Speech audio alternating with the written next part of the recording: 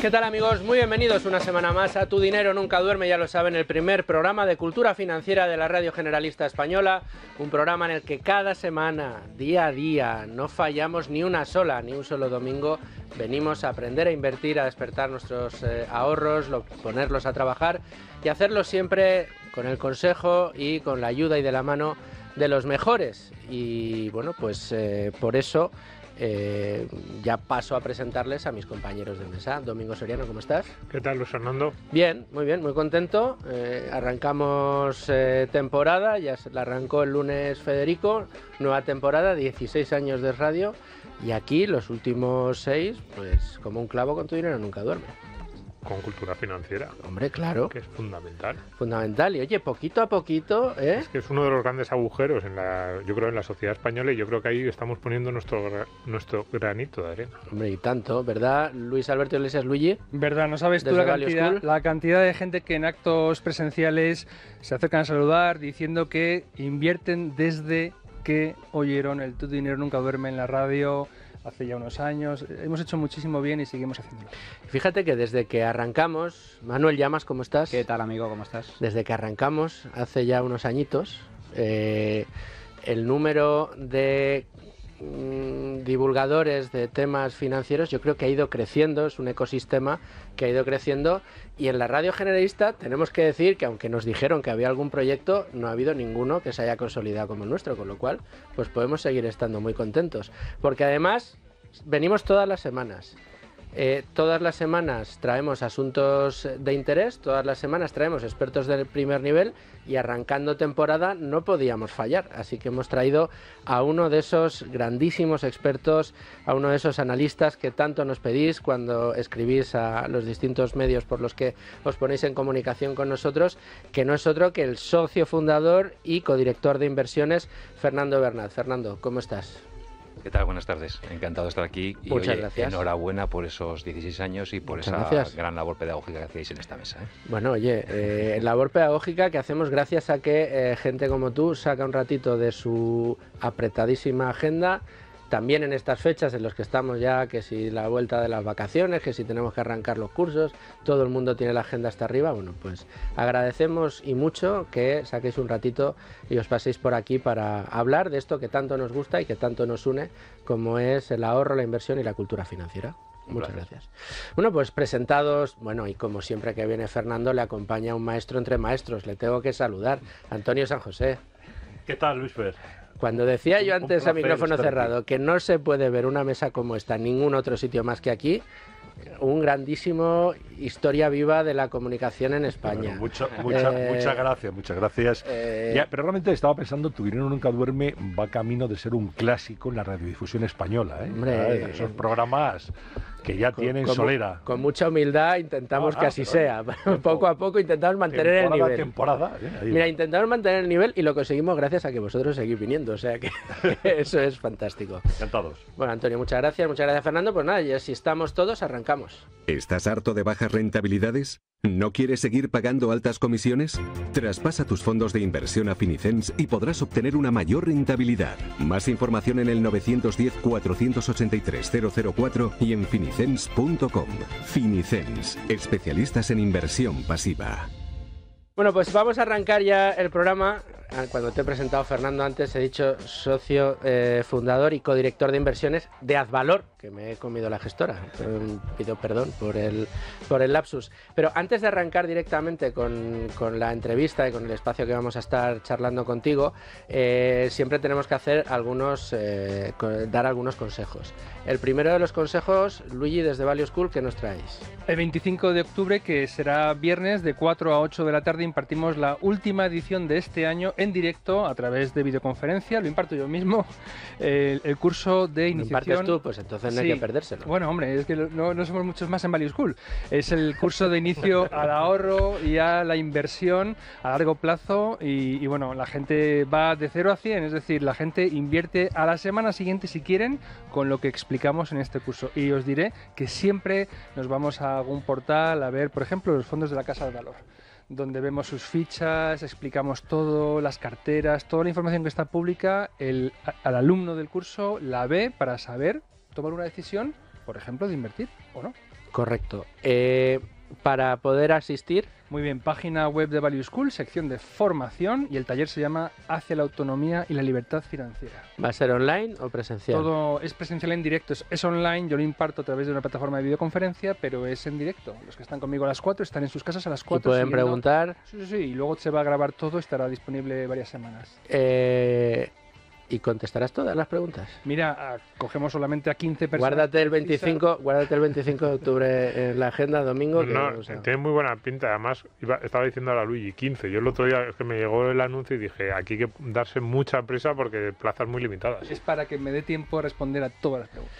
Bueno, pues ahí queda esa recomendación hecha. Y Manolo, nosotros tenemos que recordar la cuadrilla de Tu Dinero, ese club de amigos de Tu Dinero Nunca Duerme, en el que, bueno, pues sé que estamos preparando ya muchos contenidos para que septiembre arranque con fuerza, octubre y todos los meses que siguen para adelante. Pues efectivamente, la cuadrilla, que es la comunidad de amigos y seguidores de este programa de Tu Dinero, con un canal donde vamos publicando también entrevistas, información de calidad y con proyectos que vamos a poner en marcha, nuevos proyectos también a nivel formativo durante esta temporada. Y para darse de alta, entra en la web, lacuadrillatudinero.com, y ahí rellenan correo electrónico, ya está, gratuito, y no hay... Y recibirán toda la información y las novedades que vayamos publicando durante las próximas semanas. Y el canal de La Cuadrilla en YouTube también se puede suscribir, y ahí seguiremos publicando vídeos. Bueno, pues hechas las recomendaciones de rigor, nos vamos ya con Fernando Bernat a la entrevista. Bueno, Fernando, ¿preparado? Listo. Pues es tradición este programa que Value School tenga la primera pregunta, así que yo no puedo saltarme esas tradiciones. Pues como también es tradición que aquí hablemos y recomendemos habitualmente que aquellos que se quieran formar en inversión y dentro de los temas que tocamos en el programa, en inversión en valor, harían muy bien en leerse las cartas de los gestores. Los gestores publican cartas trimestrales o semestrales con una frecuencia que muchas veces la gestora acaba decidiendo, donde explican la cartera, sus tesis de inversión principales, su filosofía, su estilo. No hay nada mejor para aprender a invertir y para aprender si ese fondo y tú congeniáis, si es tu temperamento y tu filosofía, que leer esos documentos. Están publicados en la página web de todas las gestoras, y la pregunta a Fernando viene a propósito de que tanto los partícipes de los fondos de Azvalor como también el público general que quiera entender la filosofía de la gestora cuentan con un nuevo documento, un formato que habéis enviado esta semana, el 5 de septiembre. Es una, corrígeme si me equivoco, una memoria anual que habéis... efectivamente, actividad que además incorpora un vídeo y un canal como de preguntas que pueden hacer los destinatarios a la gestora. Coméntanos los contenidos, el propósito, si se va a repetir, va a ser una acción de comunicación continuada, y qué tal ha sido la acogida. Pues efectivamente sí, va a ser continuada y tenemos intención de publicarla, por supuesto, todos los años. Pues sí, esto la verdad es que llevábamos un tiempo pensándolo. Estamos cerca de cumplir los 9 años desde el lanzamiento de los fondos, es que estamos ya cerca de la decena. Y bueno, pues tras meditarlo hemos decidido que podía ser un documento útil también dentro de una política de comunicación en general que hemos repensado y de la que podemos hablar, si queréis, de la gestora con sus partícipes, ¿no? Y también con aquellos que se acercan a Azvalor por primera vez, por supuesto, ¿no? Entonces, bueno, pues la memoria yo creo que es un documento muy útil. Hacemos un balance no solo del año 2023, sino, pues oye, desde nuestra trayectoria cuando empezamos hace casi 9 años. Y además también aprovechamos incluso pues eso para volver un poco, como quien dice al principio, ¿no? Pues cuál es nuestra misión, quiénes somos, cuál es nuestra filosofía y cuál es nuestro método.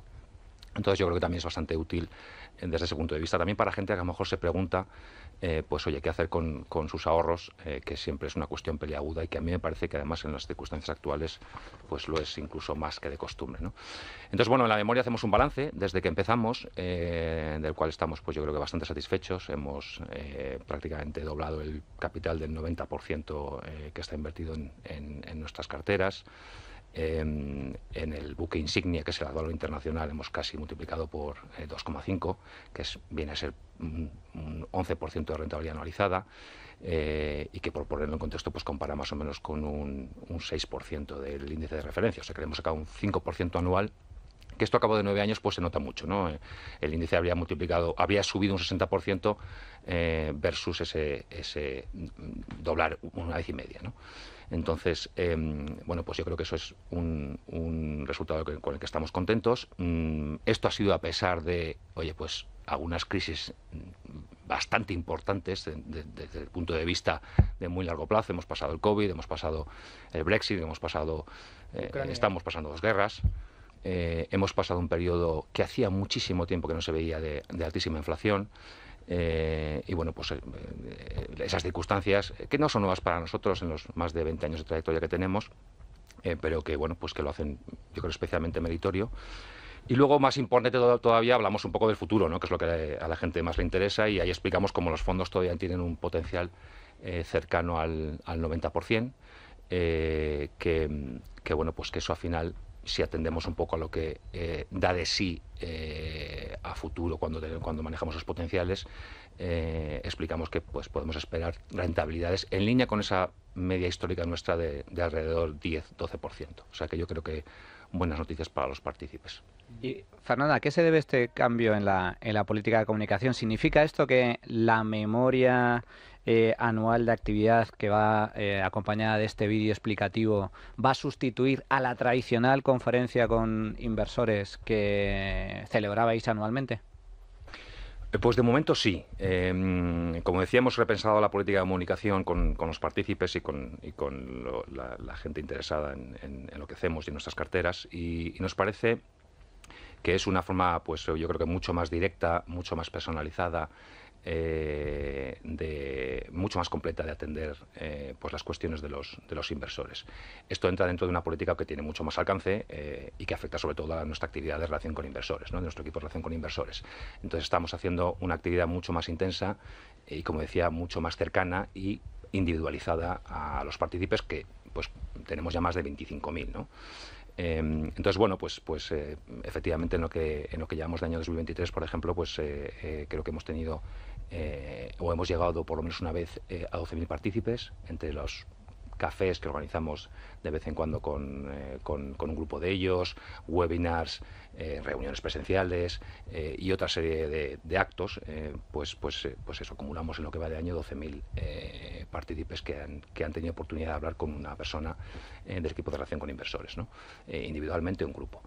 Y bueno, pues son muchas otras cosas. La memoria anual nos parece que es muy completa y que responde a muchas preguntas, y al final la conferencia anual nos parecía que no era un formato muy útil, la verdad, porque estaba pensado como digamos, una ocasión para poder, pues oye, reunirnos una vez al año y responder a todo aquello que quisieran preguntar, y terminaba siendo pues un poco un baño de masas de Álvaro y de mí, en el que en general preguntaban casi siempre solo los más expertos, muchas veces, básicamente para copiarnos, a lo mejor para invertir por su cuenta, cosa que desaconsejamos absolutamente, o si no, pues a veces también preguntaban pues por cosas que a lo mejor no tenían nada que ver o poco que ver con lo que hacemos y con lo que nos dedicamos. Nos preguntaban un poco pues opinión casi de todo, ¿no? Como si fuéramos una suerte de gurús que tenemos respuesta para todo, que no es el caso tampoco, ¿no? Entonces nos parecía que no era útil, ¿no?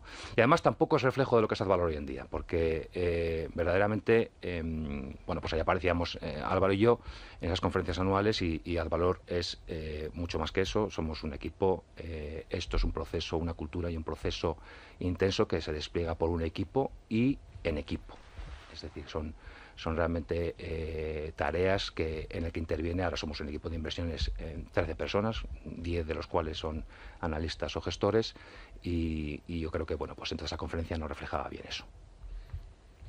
Correcto. Bueno, sí, Domingo. No, lo que quieras. Si No, quieres yo tenía una pregunta. Dale. Sobre ese 90% de potencial de revalorización, ¿esto es mucho, poco? ¿Qué es lo que quiere decir para ese pequeño inversor que ahora se lo está planteando? ¿Y qué es lo que os hace tener convicción? Porque, bueno, todas las gestoras, si les preguntamos, dicen, no, la cartera tiene un potencial enorme, va a subir. O sea, ¿qué es lo que diferencia ese 90% de Advalor de otros 90% o otras gestoras o otras ideas de otros mensajes que les lleguen a los inversores de que tienen un potencial para subir o que el fondo seguro que lo va a hacer bien en los próximos meses. Pues bueno, muy buena pregunta, la verdad. A ver, el 90% se sitúa en una situación más o menos media alta del potencial que hemos calculado en nuestras carteras en nuestros más de 20 años de trayectoria. Eso en sí ya pues es una buena noticia.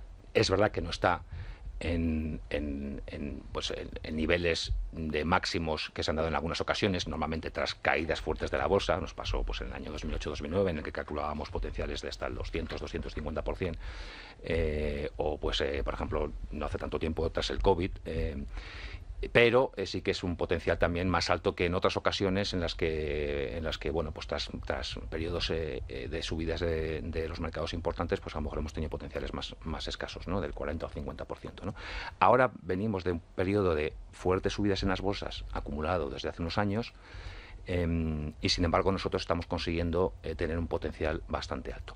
Insisto, con esos potenciales nuestra trayectoria indica que podemos esperar rentabilidades de alrededor de esos 2 dígitos, pues 10, 12, 13%, que más o menos está en línea con nuestra trayectoria histórica. O sea que es un potencial muy atractivo, y más atractivo, yo creo, dadas las circunstancias un poco del mercado, que si queréis también, de las alternativas de inversión, que si queréis también hablamos un poco de ello. Oye, ¿en qué se diferencian de otros potenciales? Hombre, nosotros, no puedo hablar por los demás, evidentemente, pero nosotros, al final tenemos una trayectoria de más de 20 años, un proceso, como sabéis, pues ya muy contrastado, que ha pasado todo tipo de vicisitudes, está forjado en 1000 batallas, con algunas de las crisis más gordas de los últimos 100 años. Y bueno, pues a eso yo creo que tenemos que añadirle pues que efectivamente, sabéis, nosotros tenemos todo nuestro patrimonio invertido en los fondos, precisamente porque tenemos una cultura de inversión muy fuerte, ¿no? Digamos, esta trayectoria buena se ha retroalimentado, y eso hace que nosotros tengamos una disciplina y una lealtad al proceso absolutamente inquebrantable, ¿no? No nos dejamos llevar por modas, no nos falla nunca la convicción, incluso cuando se dan periodos un poquito más largos de que tarden en llegar los resultados. Y luego pues tenemos todo nuestro dinero y el de familia y amigos invertidos en los mismos productos absolutamente que los clientes, ¿no? Oye, decías, 90%, dices que están más o menos en vuestra media histórica, pero te he querido entender que ahora el mercado está caro. O sea, que estás más o menos contento porque tenéis un potencial media histórica en un mercado que de media lo veis más caro que de costumbre. Sí. El mercado. O sea, el inversor medio, no sé si le está diciendo cuidado, aunque ahora es momento peligroso para estar en determinados lugares del mercado, en determinados sectores. Sí, la verdad es que sí. No nos gusta mucho hablar del mercado. Para nosotros el mercado no existe, solo existen las compañías individuales, y es siempre peligroso, ¿no? Razonar por agregados y bueno, pues digamos todo lo que tenga que ver con estrategias de inversión top-down. O sea, de arriba abajo a nosotros no nos convence. Creemos que para invertir en acciones, en compañías, pues hay que estudiar cada una, porque cada una es individual, única y irrepetible, ¿no? Y sus circunstancias, además, pues eso, cambiantes, etcétera, ¿no? Pero efectivamente nosotros lo vemos en ese devenir y en ese quehacer diario de ir compañía a compañía. Como te puedes imaginar, hemos analizado a lo largo de nuestra historia cientos de compañías, superaremos ampliamente las más de 1000, y aparte de las que tenemos en cartera, seguimos más de cerca o más de lejos, pues muchísimas más, ¿no? Y vemos que en general pues es difícil encontrar compañías baratas, no abundan en absoluto, ¿vale? Hace poco, hace unos meses lo decía igualmente Warren Buffett en su conferencia anual, ¿no? de Berkshire, que no es fácil ahora mismo encontrar oportunidades.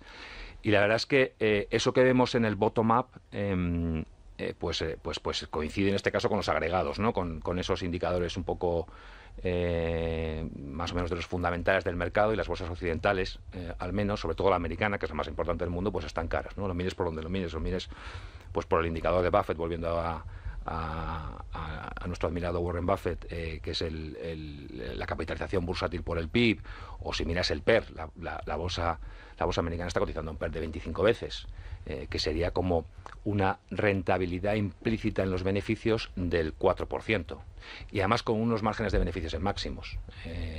Máximos en relación con la historia, ¿no? Con lo cual, bueno, pues si hay algunos que ajustan eso, pues con lo que se llama en lugar de utilizar el PER, el CAPE, que sería ajustar los beneficios pues por una media del ciclo, o por márgenes un poco más en línea con medias históricas, pues estamos hablando de múltiplos por encima de 30, ¿no? que nos estaría situando en rentabilidades implícitas del 3%, ¿no?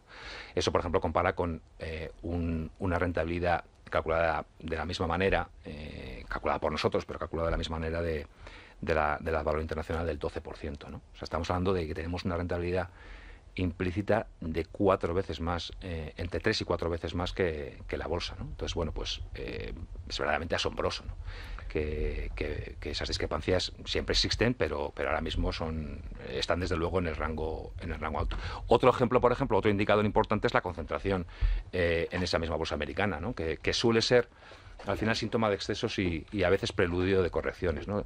Estaba leyendo no hace mucho que lo hemos compartido, yo creo, en nuestra carta trimestral o semestral, que prácticamente 3 compañías explican el 20% del Standard & Poor's 500, que son 500 compañías, las 500, digamos, más importantes, por lo menos entre las cotizadas de Estados Unidos, ¿no? Es verdaderamente asombroso, insisto, ¿no? Y esas concentraciones, y luego los 7 magníficos también famosos, pues prácticamente explican más de la mitad de la rentabilidad positiva que lleva el S&P 500 este año, ¿no? Esta concentración hace que, para empezar, cuidado aquellos con la inversión pasiva, que tiene todos nuestros respetos, pero es que ahora mismo invertir en un fondo de índice, desde luego, de Estados Unidos, no es invertir en un índice tan diversificado como alguno podría pensar, sino que estás invertido en unas compañías que serán estupendas, y que no digo que algunas vayan a ser, por supuesto, magníficas inversiones, como su seudónimo les atribuye, pero que bueno, que puede que no, y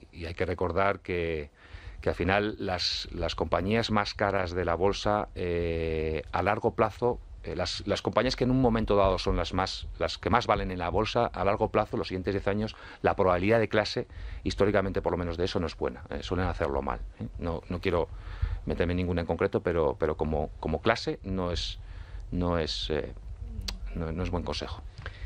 Yo quería preguntarte, Fernando, por datos de los que ya habéis ofrecido. Corregidme si me equivoco, dentro de poco se cumplirán 9 años de que empezaran a funcionar los valores liquidativos en Advalor. Ya son unos años como para hacer balance. El balance no puede ser mejor, ¿no? Unas rentabilidades acumuladas del más del 135% en internacional, el 48% en Iberia, el 91% en Advalor Blue Chips, el 62% en Advalor Managers y el 99% en Advalor Global Value.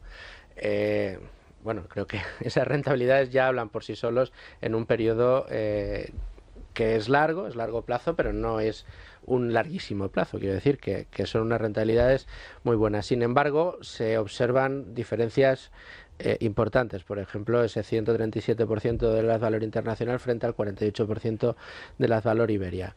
Este tipo de diferencias os hace tener niñas bonitas, productos a los que mimáis más y otros que mimáis menos, o los mimáis a todos por igual.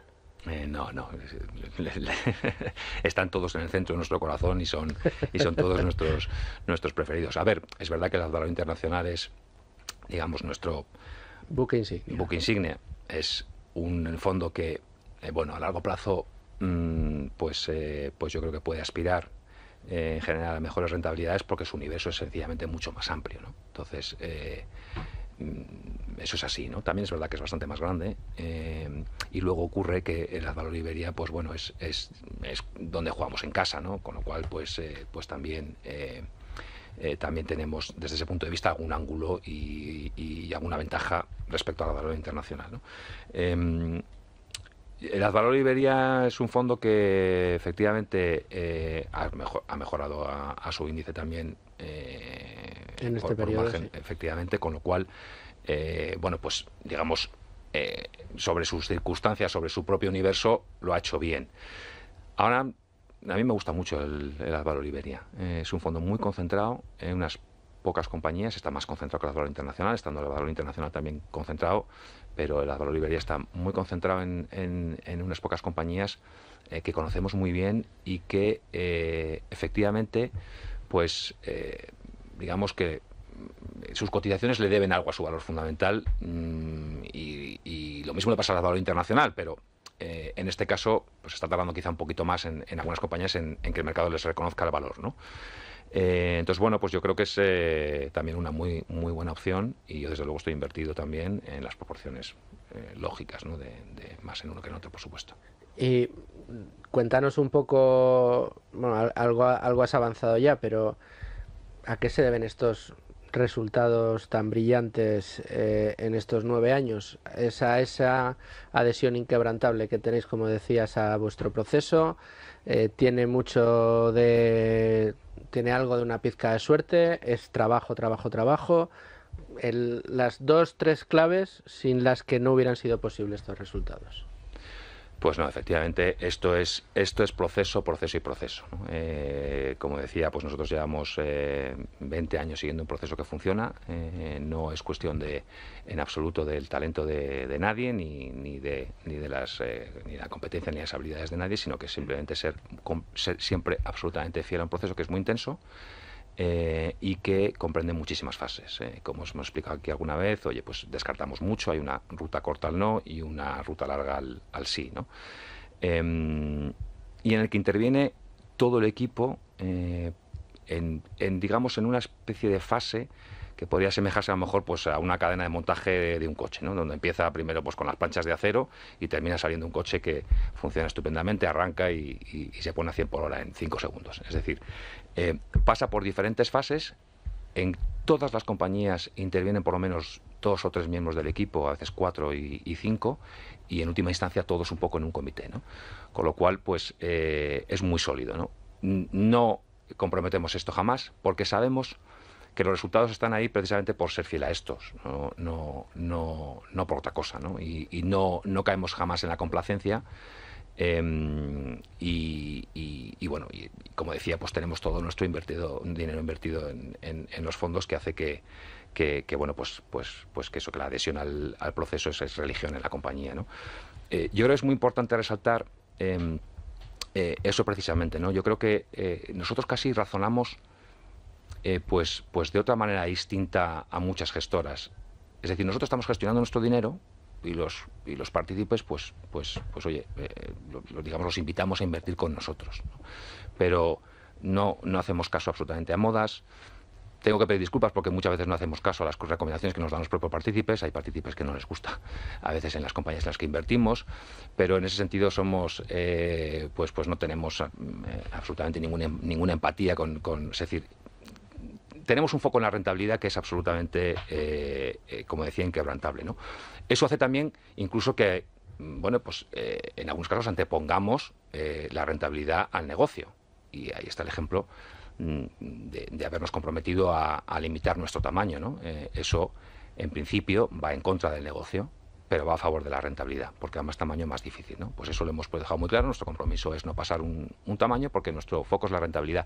Y haríamos exactamente lo mismo si no tuviéramos clientes, si no existiera el valor y simplemente esto fuera un family office en el que gestionamos nuestro dinero, ¿no?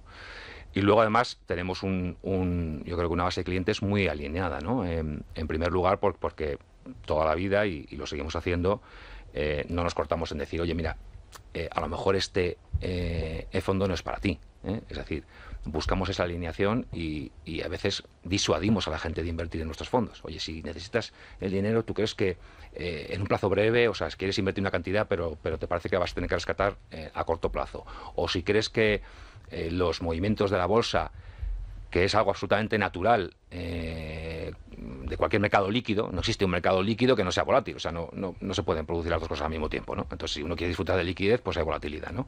Pero hay gente que eso lo lleva mal, entonces si no vas a ser capaz o te vas a arrugar o te va a asustar, pues a lo mejor tampoco te conviene, ¿no? Y eso, pues bueno, pues además algo que también solamente se consigue con el tiempo, pues termina también en una, digamos, como un proceso evolutivo de selección natural de los clientes que ven, pues efectivamente como a veces cae, pero luego recupera con fuerza, a veces tardan en llegar a las rentabilidades, pero terminan a veces llegando de golpe y la rentabilidad a largo plazo es buena. Pues todo eso hace que los partícipes terminen aprendiendo a ser más o menos, y a lo mejor salvando las distancias, pero a ser value investors con nosotros, ¿no? Correcto. Luigi. Tengo una pregunta a propósito de lo que comentaste al principio de estos miembros del público que acudían a las conferencias a preguntar para luego copiar las ideas, ¿no?, de la cartera. Te lo digo porque justamente esta semana un amigo de la comunidad de Value School nos llamó, atendí yo la llamada, para preguntar precisamente si teníamos algún curso de análisis fundamental de compañías, porque él era de estos. Dice, es que claro, yo a veces escucho las carteras, luego voy y compro algunas de las acciones y no le dije... Mal hecho. Escúchate, Fernando Bernal, porque bueno, no había llegado todavía el momento del programa, pero si lo oye, que será un oyente fiel, va a oír de tu voz la respuesta. ¿Por qué desaconsejas que un inversor particular, amateur, copie las mismas acciones que sus referentes, por ejemplo vosotros, lleváis en cartera? Pues porque al final invertir conlleva también la gestión de esas inversiones, el seguimiento, y nosotros invertimos a largo plazo, pero eso es cómo nos aproximamos a la inversión y cómo realizamos el análisis, pero luego reaccionamos a muchísimas cosas, a la realidad cambiante de esas compañías y de sus circunstancias, de sus competidores y de sus mercados, del precio, de las alternativas, de variables, no controlables, que se mueven a veces a favor, a veces en contra, ¿no? Esas inversiones tienen además sentido en un contexto, a un peso determinado, que va cambiando. Nosotros tenemos poca rotación en los nombres, en las compañías en las que invertimos, pero muchísima rotación al cabo del año, porque ajustamos mucho los pesos, efectivamente, ¿no? Y sobre todo porque, además, en general, al inversor amateur le cuesta mucho aguantar pues las pruebas que te pone el mercado, que te las pone siempre. Eso es lo más difícil. Y eso solamente se logra, pues dicen algunos que con ciertos atributos personales, de tener pues una estamina, una sangre fría, etcétera, pero sobre todo con mucho trabajo y con la convicción de un valor intrínseco. Entonces, sin ese ancla, estás en medio de la tempestad. Y es muy, muy difícil. Eso lo han dicho muchos inversores legendarios, ¿no? No es lo mismo, incluso aunque tú creas que sí, no es lo mismo, sabes la lección que pasa al examen. Es muy fácil decir, eso lo decía, me parece, Howard Marks también, es muy fácil pensar que tú vas a aguantar perfectamente una caída, pero cuando se producen de verdad es cuando se desatan todas las emociones y todas las trampas de comportamiento. Y ahí, sin la brújula, pues termina sucumbiendo una inmensísima mayoría. Le pasa a muchos gestores profesionales. Imagínate al amateur, ¿no? Entonces, constato que es que no suele dar buen resultado. Entonces, yo creo que es mejor, y aparte que es que hacer esto es una dedicación profesional y absoluta, ¿no?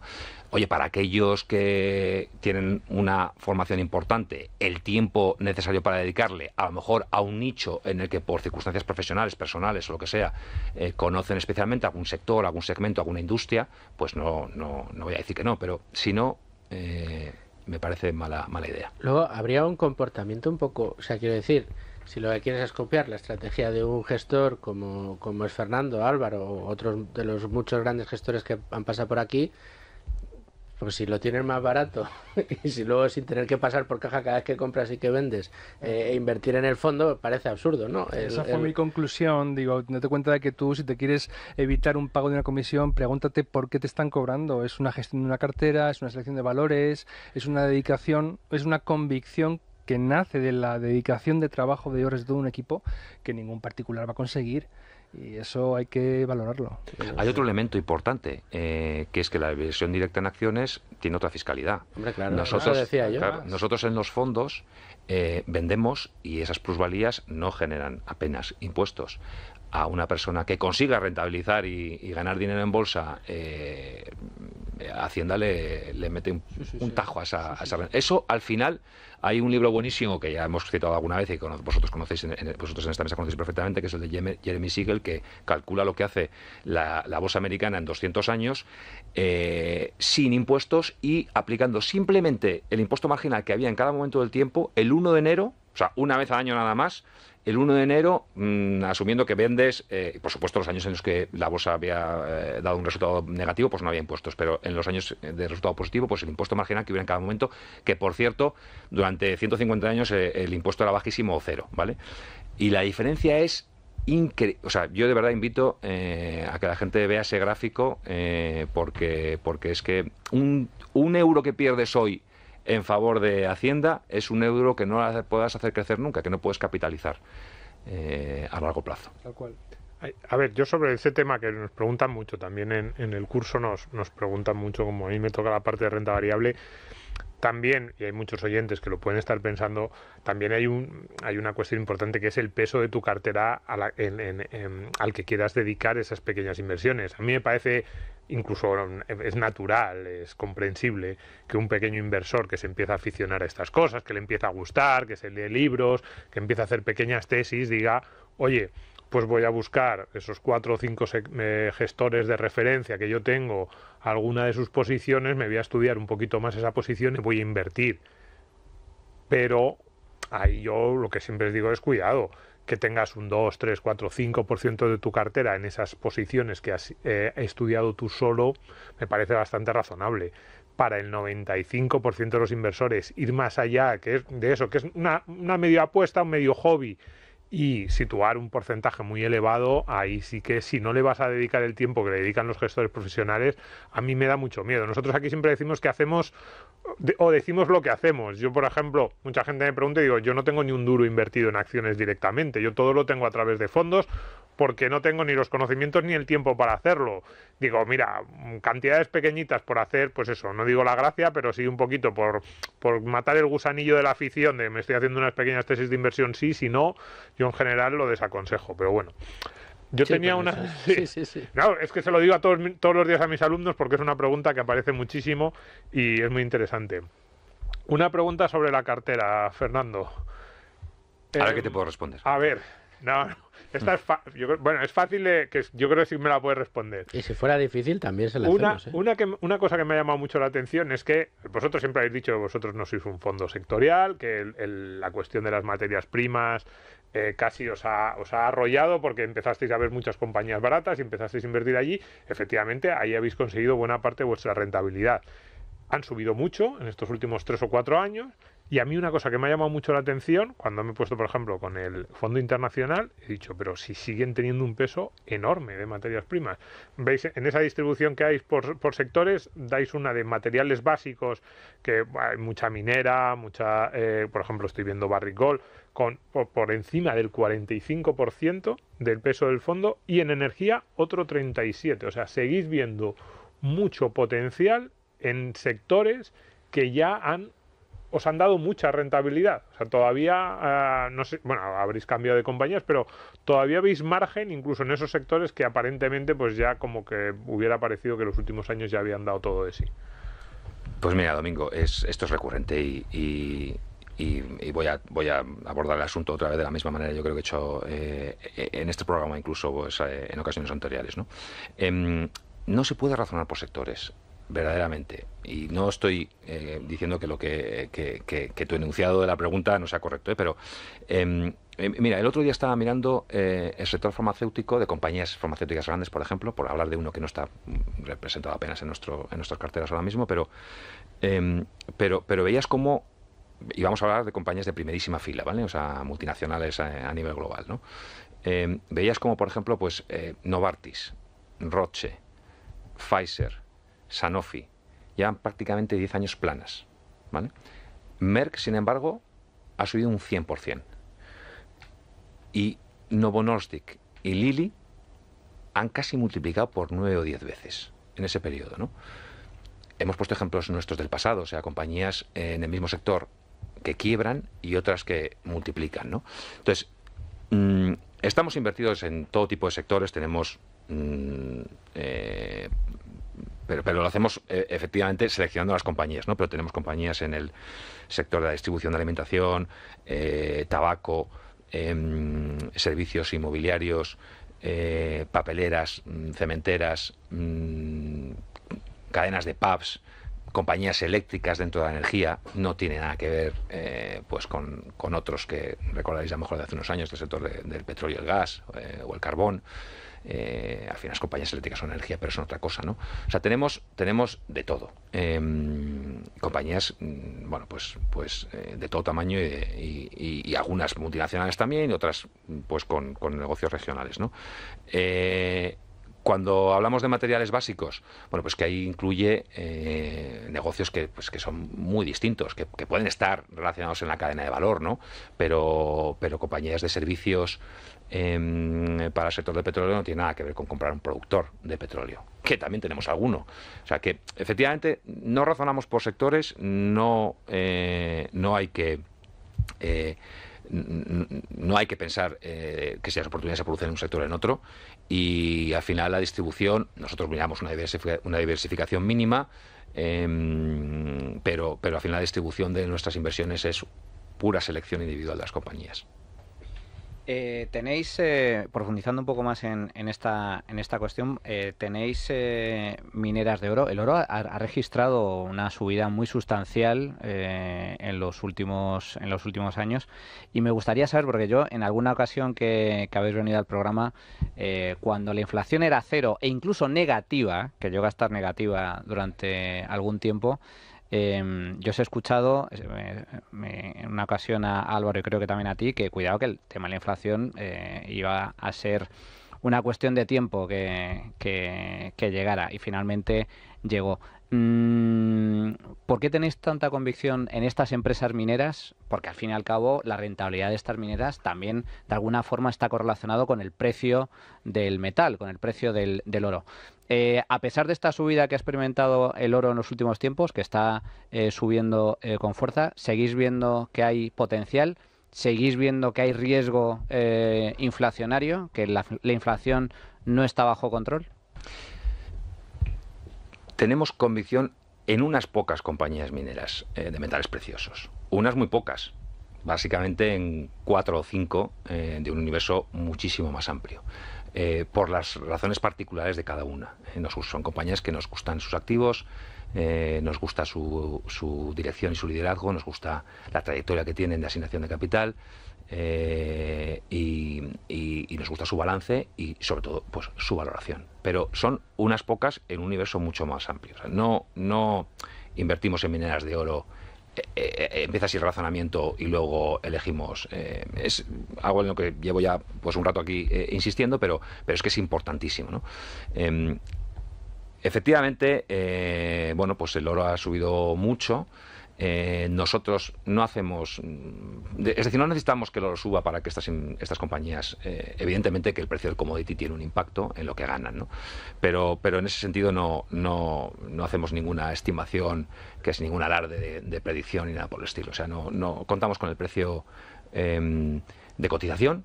Vamos adaptando un poco nuestras valoraciones en función de lo que nos parece razonable como precio de equilibrio a largo plazo. Es verdad que el precio del oro podría estar hablando pues mucho rato y yo creo que no es el caso, pero es una materia prima en la que es particular calcular un precio a largo plazo de equilibrio, pero desde luego se dan unas circunstancias que explican un poco el buen comportamiento, y las circunstancias siguen siendo muy válidas, y en realidad en términos históricos el precio del oro no está alto. Por dar algunas indicaciones, pues oye, pues de momento tener en cuenta el nivel altísimo de endeudamiento que hay en general en todas las economías mundiales, con déficits estructurales, a pesar de que ahora parece que puede haber miedos de que haya recesión en Estados Unidos, en algunos países europeos y tal, pero hasta ahora las economías iban relativamente bien y aún así los déficits estaban enquistados y en niveles muy altos. La deuda, como digo, es altísima, y prácticamente sin precedentes, quitando a lo mejor periodos de guerra, y además no tiene visos de que esto vaya a remitir, ¿no?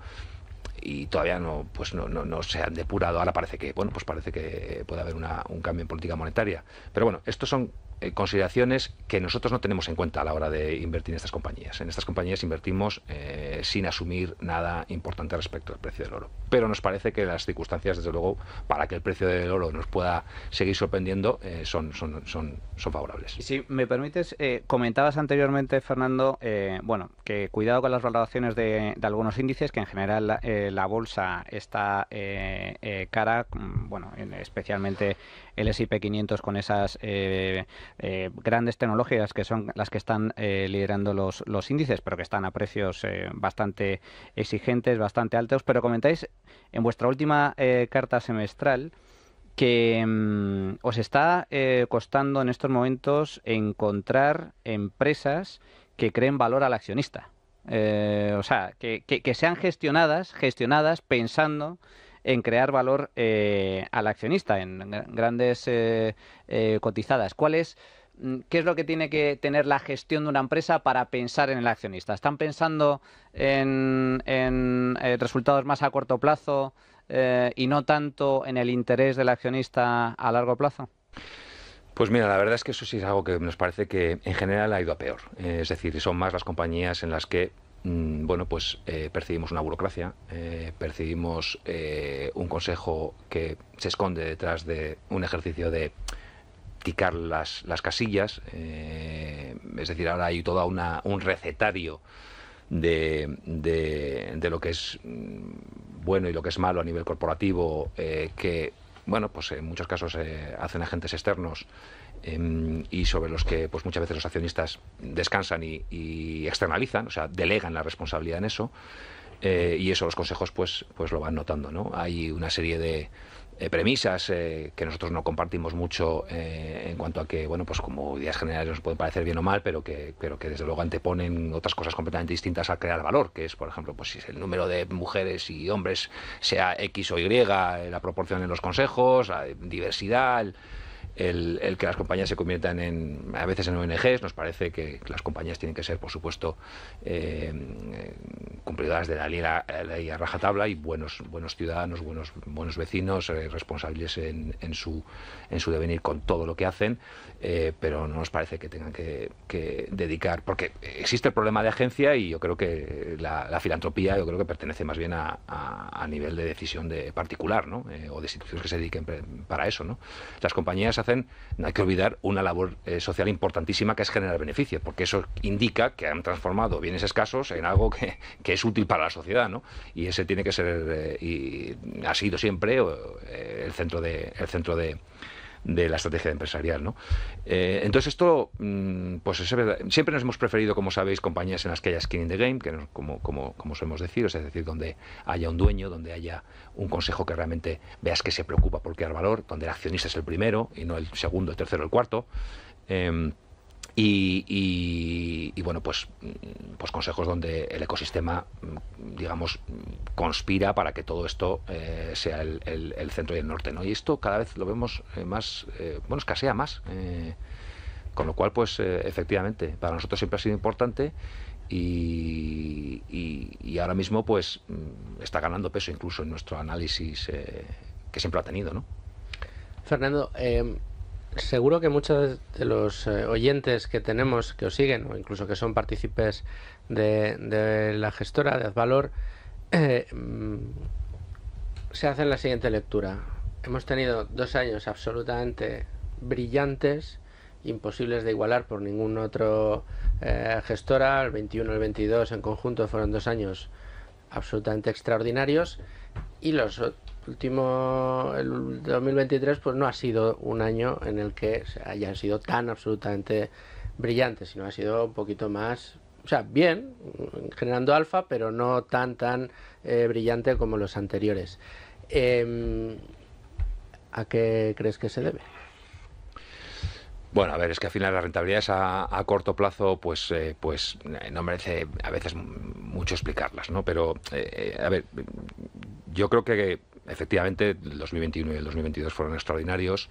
El 2023 no estuvo mal, después de subir un 39% del 22 en el Fondo Internacional, ¿no? Y un 39% del 22 y un 46% del 23, pues un 46% del 22 un 10% del 23 está bastante bien y ahora pues llevamos unos meses un poco más planos, ¿no? Entra completamente dentro de la normalidad. O sea, la propia distribución de resultados en la bolsa en general es absolutamente no lineal. Y lo hemos explicado también alguna vez, es decir, a largo plazo, a muy largo plazo, las medias anualizadas son entre el 6, 7, 8%, ¿no? Pero esto realmente lo que hace es anualizar una media que alterna años buenísimos, muchísimo mejor que eso, y años malísimos. Y de hecho me parece que es una clara minoría, algo así como el 20% o menos, en el que el resultado anual se parece a la media anual. Pues es algo perfectamente normal. Lo vemos en nuestras propias compañías cuando invertimos. Muchas veces invertimos en compañías en las que durante 2 o 3 años no hacen nada y de pronto hacen la rentabilidad de golpe. Nos ha pasado siempre y recientemente pues de manera muy clara, ¿no? Compañías pues en el sector de uranio que hemos comentado aquí, que durante 3 o 4 años no hicieron nada y luego pues subieron un 150% en cuestión de un año. Las compañías como el transporte marítimo, que también estuvieron paradas durante un tiempo y luego pues subieron entre un 50 y un 150% en cuestión de pocos meses.